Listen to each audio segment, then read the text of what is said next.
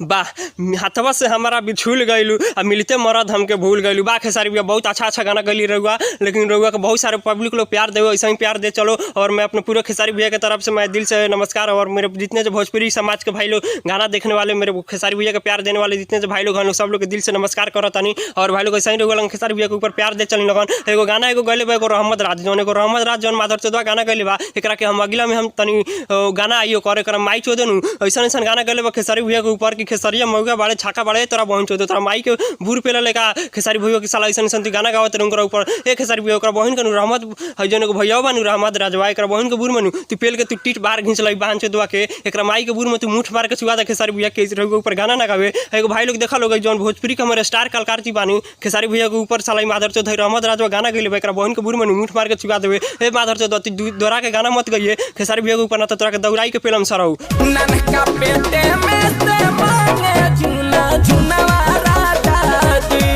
जी भैया प्रणाम, हम फोन पर रोस्ट कॉमेडी स्टार। तो भाई लोग वीडियो में जरी से लेकर अंत तक बना रहा हम लोग। ये वीडियो में ज़्यादा गड़फार होकर बा, दो चार को सिंगर लोग वालों इनका माइक के चोट देवे के बा। तो भाई लोग हम एगो इम्पैक्टिंग बात कहे चाहता नहीं, हम अपना खेसारी भैया को उसे हाथ जोड़ के ही बात बाकी भैया खेसारी भैया बात के लेकर दिल पर चोट मत पाए, सिर्फ एगो खाली रहुआ खातिर, ना तो बाकी दो चार को सिंगर लोग में बा लोग इनका माइक के तो बूर चीट काटिए ले हम। लेकिन जौन साला एगो गाना गले बा अहमद राज, एक बहुत जो दो अहमद राज तू जरी से लेकर अंत तक बना रही है वीडियो में, तो माइक के तो बूर के टीट काटिए ले हम। लेकिन जो जौन गाना गले बड़ा खेसारी भैया के ऊपर कि खेसारी मौगा बाड़े हो तो तोरा बहन के बूर में हाथ लगा के पेलाम। तो भाई लोग वीडियो के सबसे पहले इम्पैक्टिंग ये रखा बनावे के कि खेसारी भैया के ऊपर ही माधर चौधरी जौन गाना गइले बा अहमद राजवा, एक बहन के तो हम गाड़ काट के सब लड़का से पेलवाइए दे हम। लेकिन भाई लोग वीडियो के बहुत बनावे के ये खास मकसद रखा। तो भाई लोग और बात इम्पैक्टिंग बात कहता नहीं कि लगन चैनल सब्सक्राइब नहीं करत लगन चैनल सब्सक्राइब कर लगन, और साथ में लाइक पेलल कर लगन। भाई लोग मैंने लाइक कर दी लगन और कमेंट करके बता लगन कि वीडियो कैसा लगल। और चली लगन चालू कर जाओ आज के गाना फार वीडियो। थैंक्स।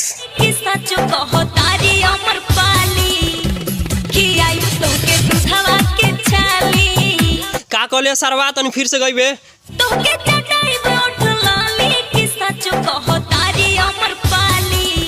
अच्छा तो तारा से साँचे कहतरी अमर पाली। ए अहमद भैया तू जनी गाना गइले बड़ा कि अमर पाली साँचे कहतरी का अमर पाली तोर बहन है का कि जे तहाँ तू अपन बहन के साथे तू नाचा तारा गावत रह। आ देखा भाई लोग बात यहाँ खत्म नहीं कहत, जौन हम बतिया कहतनी है अहमद भैया के ऊपर जौन अहमद राज जौन भैया जी बानी, एकरा बहन चोद एकरा बहन के बूर में टीट निकालनी बहन चोदवा। देखा भाई लोग जौन अहमद भाई जौन भैया बानी एकरा बहन के स्टार करकाल पेरा तारा सन, जौन खेसारी लाल पेला तारन निरहुआ पेला था पवन सिंह पेला था एकरा बहन के ना। भाई लोग देखा ऐसे गाना गावत है अपना बहन के ऊपर। एकर बहन जौन अमर पाली बाड़ी अहमद भैया के देखा भाई लोग केंगा कहतारी सब कलाकार से। ए अहमद भैया तोरा बहन के दौड़ा के पेलम सारे लॉकडाउन में। एगो बात जान ले सरवा यहाँ लॉकडाउन में वहाँ आदमी हिला के जियता, एकरा बहन चोद साला दूसरा से पेलवावत, एकरा बहन चोद अहमद के है बहनी या एकरा बहन चोद एकरा का करी सरवा एकरा बहन के दौड़ा के पेलम साले दौड़ाई के साले लाड़ पर सिरिक दियन मन सॉरी भाई लोग मैंने लाड़ पर पात दियन पात दियन सरऊ। लेकिन एगो बात जान अहमद भाई ऐसा गाना मत गावा तोरा दाई छो।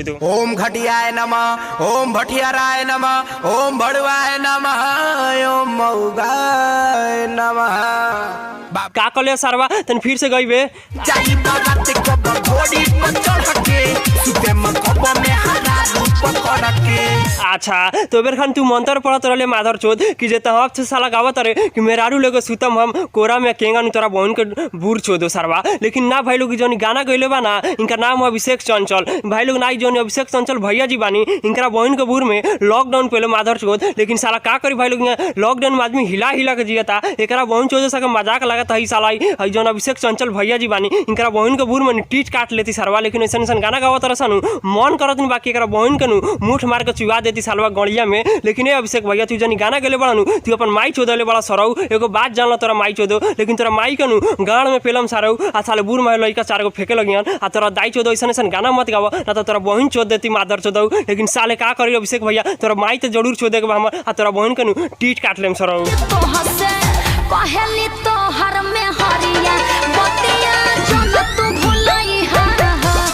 का कहलू भौजी तन फिर से कहबू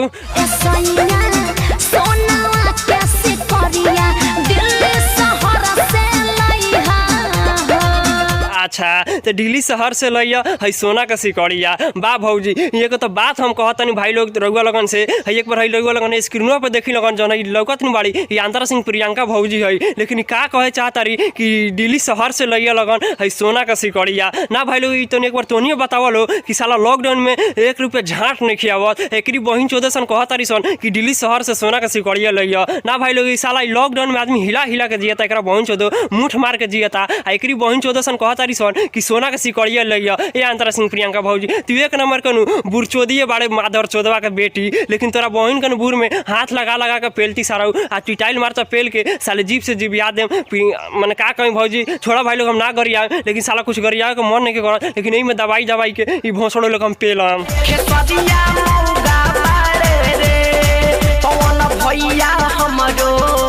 का गले माधर चौथ तन फिर से गईबे।